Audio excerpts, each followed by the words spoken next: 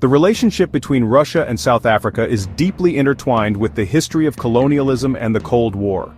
During the Apartheid era, the Soviet Union emerged as a staunch supporter of the African National Congress, the liberation movement fighting against South Africa's oppressive regime. This alliance was forged in the fires of shared ideological opposition to Western imperialism and racial segregation. The USSR provided military training, weapons and financial aid to the ANC, which played a crucial role in sustaining the struggle against apartheid. One of the most compelling examples of this collaboration is the story of Sue Dobson, a South African activist who received espionage training in Moscow in 1986. Dobson's experience exemplifies the depth of the Soviet Union's commitment to the ANC's cause. She learned clandestine communication techniques, sabotage tactics, and other skills designed to undermine the apartheid state. Her training culminated in a daring escape from South Africa, facilitated by Soviet diplomats who risked their own safety to help her reach safety. This shared history of struggle has left an indelible mark on the relationship between Russia and South Africa, shaping perceptions and influencing foreign policy decisions to this day. The Soviet Union's support for the ANC was not merely a matter of ideological solidarity, it was also part of a broader geopolitical strategy during the Cold War. Moscow saw an opportunity to advance its interests in Africa by supporting anti-colonial movements and challenging Western influence. This often meant aligning with socialist or Marxist-leaning groups like the ANC, which shared the Soviet Union's vision of a world free from colonialism and capitalist exploitation. The USSR's support was instrumental in the eventual downfall of apartheid, but it also had unintended consequences. The influx of Soviet weaponry and military training, while essential to the ANC's struggle, contributed to the escalation of violence in South Africa. The apartheid regime responded to the ANC's armed struggle with brutal repression, leading to a spiral of bloodshed that claimed countless lives. This period of intense conflict left lasting scars on South African society, and the legacy of violence continues to shape the country's political landscape. Despite the complexities and contradictions of the Cold War era, the Soviet Union's unwavering support for the ANC cemented its status as a steadfast ally in South Africa's fight for freedom. The collapse of the Soviet Union did not diminish Russia's interest in Africa. In the post-Cold War era, Moscow has sought to reassert its influence on the continent, leveraging historical ties and a carefully crafted narrative that positions Russia as a champion of anti-colonialism. This strategy has found a receptive audience in many African countries, where resentment towards Western imperialism and neo-colonialism remains strong. Russia's message, which emphasizes sovereignty, non-interference in internal affairs, and multipolarity, resonates with African leaders wary of Western hegemony. Russia's contemporary engagement with Africa extends beyond rhetoric. Moscow has taken concrete steps to strengthen its ties with African nations, including debt forgiveness, trade agreements, and military cooperation. Russia has written off billions of dollars in debt owed by African countries, a move widely seen as a gesture of goodwill and a strategic investment in future partnerships. Trade between Russia and Africa has also been steadily increasing, with a focus on sectors such as energy, mining, and agriculture. Moreover, Russia has become a major arms supplier to African countries, providing weapons and military training to governments grappling with insurgencies, terrorism, and internal instability. One of the most striking examples of Russia's growing influence in Africa is its involvement in the Central African Republic. The CAR, plagued by civil war and instability, has turned to Russia for military assistance. Russian mercenaries, often described as private military contractors, have been deployed to the CAR to train and equip government forces battling rebel groups. This deployment has been met with mixed reactions, with some praising Russia for stabilizing the situation, and others expressing concerns about human rights abuses allegedly committed by Russian mercenaries.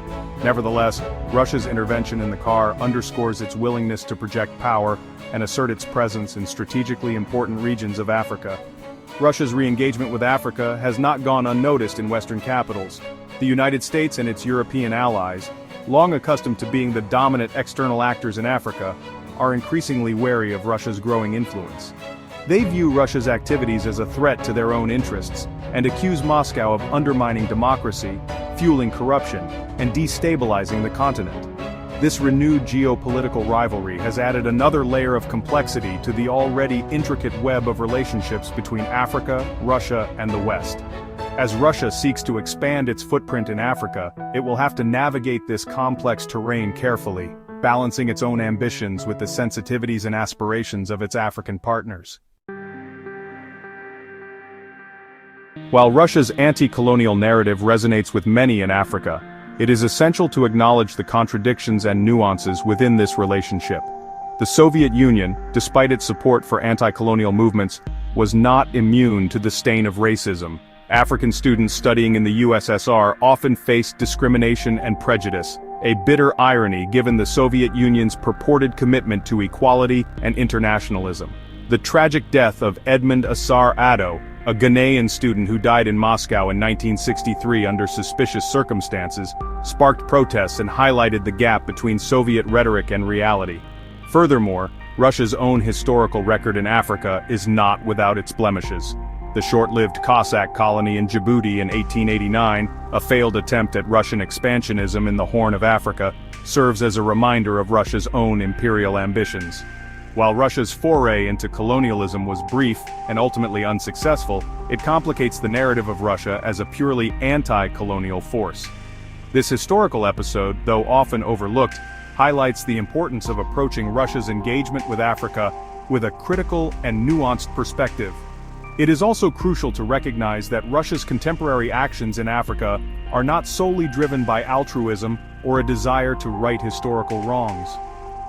Moscow's engagement with the continent is guided by a complex interplay of geopolitical, economic, and strategic considerations.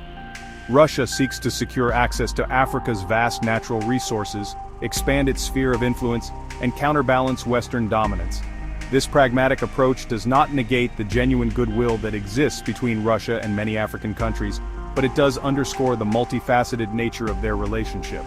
The complexities of Russia's engagement with Africa are perhaps most evident in the debate surrounding the Wagner Group, a private military company widely believed to have close ties to the Russian government. The Wagner Group has been accused of human rights abuses and extrajudicial killings in several African countries where it operates, including Mali and the Central African Republic. These allegations, if true, cast a dark shadow over Russia's presence in Africa and raise serious questions about the methods used to advance its interests.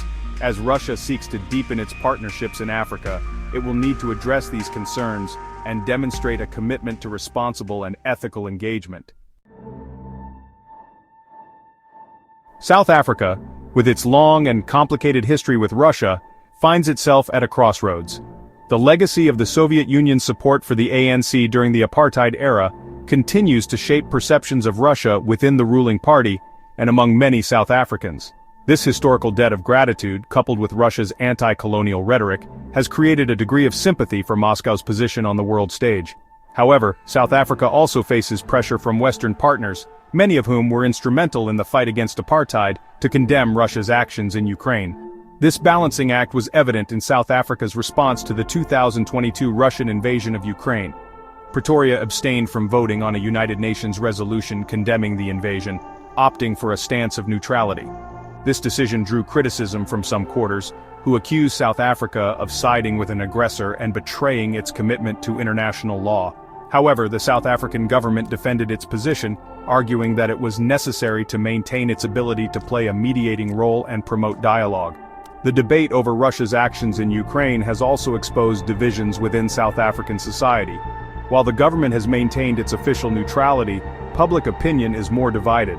Some South Africans, particularly those with strong ties to the ANC, express understanding for Russia's security concerns and view the conflict through the lens of NATO expansionism. Others, however, condemn the invasion as a violation of Ukraine's sovereignty and a dangerous precedent for international relations. This internal debate reflects the broader challenges facing South Africa as it navigates its relationships with historical allies and present-day partners. As Russia's influence in Africa continues to grow, South Africa will be forced to make difficult choices.